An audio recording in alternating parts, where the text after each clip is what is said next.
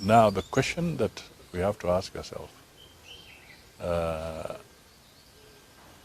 to what extent have we succeeded in dealing with these challenges? So if they came out of their resting holes, resting places, would they be able to say that we have successfully fought against poverty? Will they be able to say we have successfully fought against ignorance? And have we successfully fought against disease? My take is that we still have a long way to go.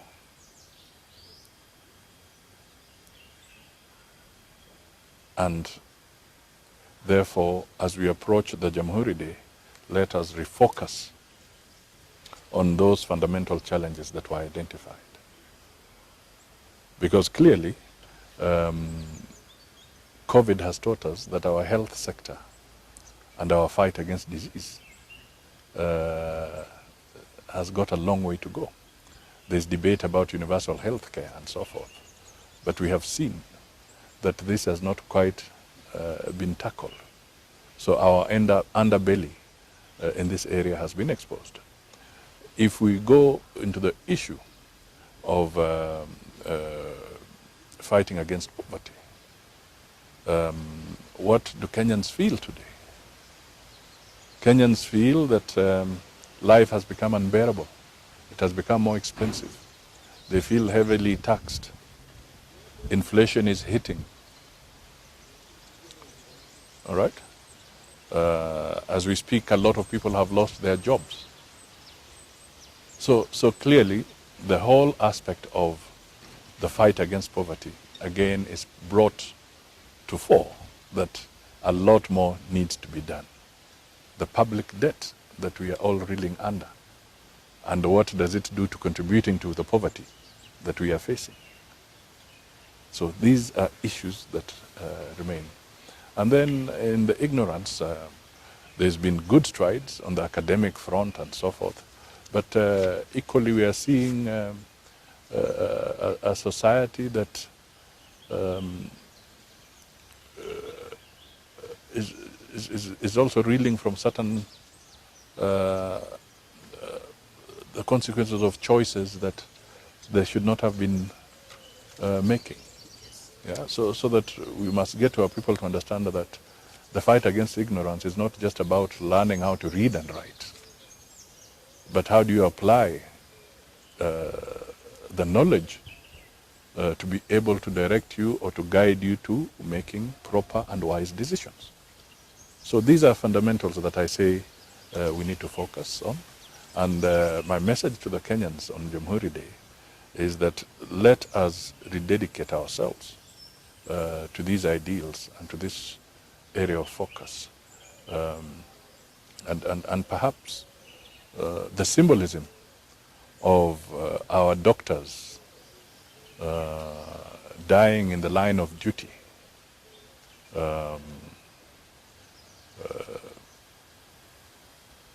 and more so because the system has failed to anchor them with the requisite equipment in a timely fashion and the requisite resources in a timely fashion speaks volumes. Yeah. To me, I would put the message around the political leadership,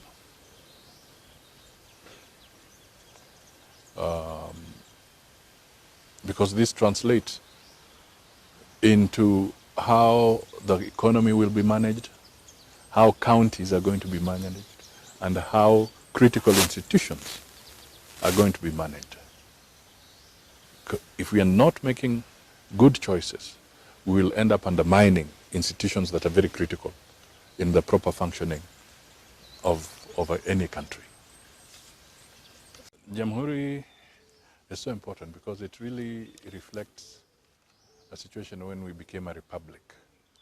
You know, it's the culmination of a long process of fighting for self-determination. So there was the Madaraka, and then now you get to the stage where you become a republic, you know, really consolidating the position of self-governance, self-determination, bringing out the spirit of the country as spelled out in our national anthem. I think there should be a massive campaign to try and help Kenyans to focus on the whole principle of interrogate and then vote. Let us not have a situation where we fall into the trap of voting and then interrogate. You know, this is very critical. Because if you do that, you end up having a situation where people who contribute to the impoverishment through their ways of doing things, through their policies that may not have been well thought out, after impoverishing you, they come back to you and tell you we can provide solutions for you. So I think Kenyans need to be very critical here. They must look at it and say, our choice matters. Can my choice, my decision make a difference? That is the question that should be in everybody's mind. Wakati tunasherehekea siku ya Jamhuri, ni vizuri kama Wakenya tujiangalie upya, kwa sababu wazee wetu ama babu zetu ambao walituongoza kwa kupigania uhuru walisema kwamba kuna janga ya umaskini, janga la umaskini, janga la ujinga na janga la ugonjwa, hizi jangwa tatu ni lazima tupigane nazo, tuzishinde, ndio tupate nafasi ya kujijenga kama taifa. Ile swali ambalo mimi niko nalo na labda Wakenya wengi ni kwamba, je, kama hawa wazee wetu, waanzilishi wa taifa letu, wakiamuka, wakitoka kaburini waje kukaa waulize, je, kwa haya majanga matatu, ni janga lipi ambalo mmepigana nalo kikamilifu? Sijui tutasema nini, kwa sababu tumeona kuna changamoto bado kwa mambo ya kupigana na ugonjwa, na COVID imetuonyesha kwamba hiyo sekta ya afya ni lazima tuizingatie zaidi. Tumeona pia kuna lile janga la umaskini, na tukiangalia hata tuache COVID kando, Wakenya zaidi ya milioni 2 wamepoteza kazi.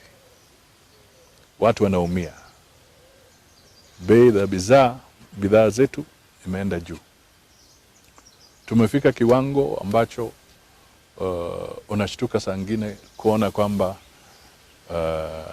mama anatuma mtoto wake aende kwa duka kutafuta mafuta ya kupika, alafu huyo mtoto anapimiwa ama kijana anapimiwa hayo mafuta, kama unataka kile kijiko kikubwa ama kidogo, alafu anaweka kwa karatasi ndio apate nafasi ya kutumia kupika chakula. Mambo kama haya ni kuonyesha kwamba janga la kupigana na umaskini hatujatimiza. La mwisho ni janga kuhusu kupigana na ujinga. Mimi ni kuwasihi tu Wakenya wakumbuke kwamba kupigana na ujinga sio tu ile hali ya kwenda kwa darasa na kujifunza kuandika na kusoma ama kutumia kompyuta. Kupigana na ujinga pia ni kuhakikisha Wakenya wana uwezo wa kufanya ama kutoa uamuzi ambao utakuwa na manufaa kwa maisha yao. Hatutaki tuwe na Wakenya ambao wanafanya uamuzi kwa sababu ya anasa. Kwa sababu mtu amekutumia njugu kidogo, shilingi 2-3, alafu unafanya uamuzi ambao unaleta shida kwa maisha yako. Tunataka mambo ya kupigana na ujinga pia ionekane kwa wale ambao watakuwa wakichagua wakijua kwamba uamuzi wake ama kura yake inaweza leta tabu kwa watoto wake na vijukuu, ama inaweza